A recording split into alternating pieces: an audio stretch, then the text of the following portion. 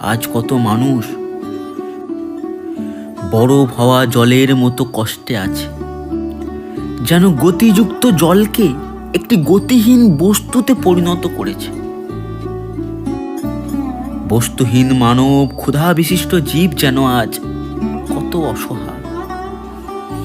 এত কিছু দেখে, এত কিছু জানার সত্ত্বেও যেন আজ আমরা এত নিরুপায় আমাদের মানবিকতার কাছে, আজ আমরা নিরুপায় আমাদের বিবেকের কাছে।